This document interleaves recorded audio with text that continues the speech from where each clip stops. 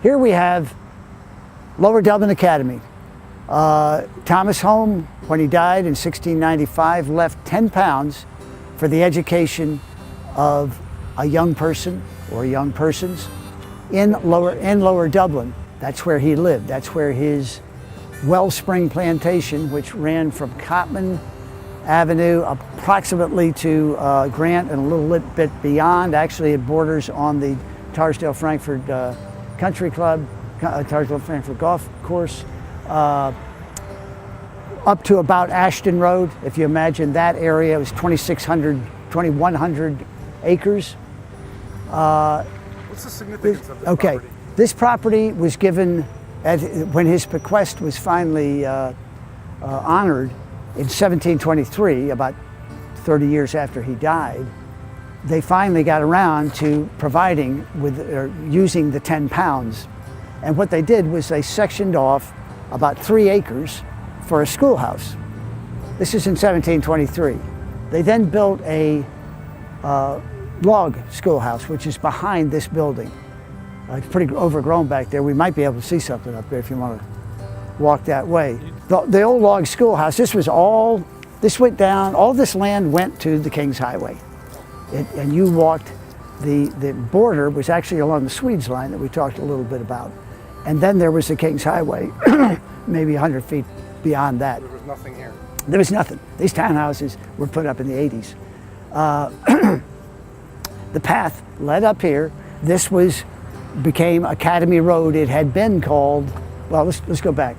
This is 1723. They built a log cabin schoolhouse in the back of this property.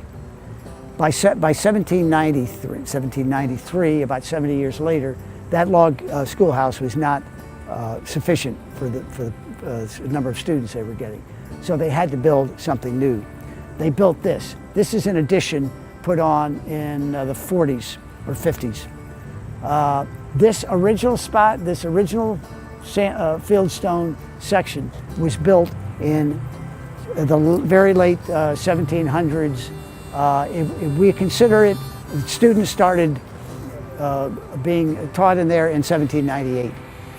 They continued to work on it to finish it up, but the roof went on in 96, and they had the floors and everything. It was good enough for the student population, a student population, which wasn't huge, but this was a great big building at that time.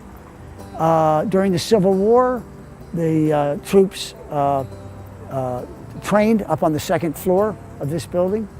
That was in 1863. By that time, it was already part of the Philadelphia public school system. The Philadelphia public schools began in 1843, and they soon, within a year, rented this out from the trustees of Lower Dublin Academy, which is the oldest corporation in Pennsylvania, still going strong.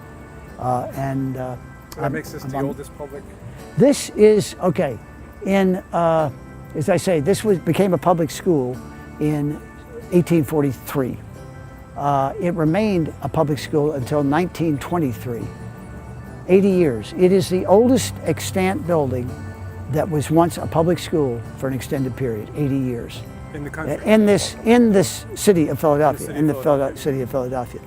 I'm sure it's, I'd say it's probably among the oldest in the country as well. But so, are there any efforts to preserve this building?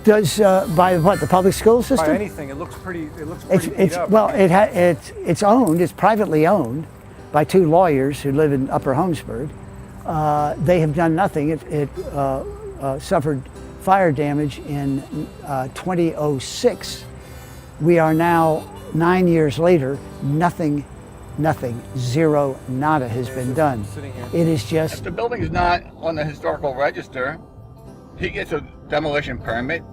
You go to the hearing, and then there's a big fight over who got the timestamp first. Did the guy get his demolition approved first? Oh, it's approved. Your building's getting knocked down. It doesn't matter. There's nothing. It can be done. It is still very. You can see the walls are as strong as can be. They're 21-inch walls. Right. The floors, building. I've been in there. Well, they have boarded up a little bit better now, so maybe nobody's getting in there, but I would certainly question that.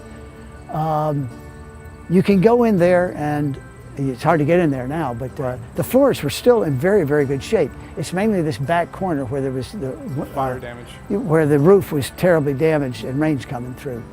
But unfortunately, the property ends right here at this fence. Oh. So what are you going to do? I mean, you walk out your door and bang, you're up against a fence. Right. And pretty much the same thing on the other side. There is more room on the other side. It's long, it's a narrow piece of property. It's about a ½ acre. There would be some parking out here, but as we witnessed coming in, It's kind of tough. it's hard to get into. Yeah. And if you want to go that way, it's hard to get out of. Right. But there's another parking lot over here that something might be done with. It's a direct link to Thomas Holmes. It's a remnant of his estate. It was actually his will, and his will lives on for that building as long as that building stands. And that's why it's important. If you think Thomas Holmes is important, then you got to think that building's important.